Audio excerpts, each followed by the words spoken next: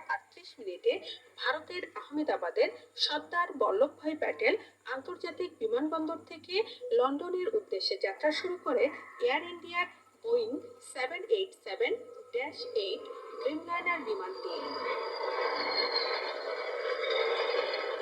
উড্ডয়নের 2 মিনিটের মধ্যেই 825 ফুট উঁচুতে ওঠার পরই তা নিয়ন্ত্রণ হারিয়ে স্থানীয় মেডিকেল কলেজের হোস্টেলের উপর বিধ্বস্ত হয়।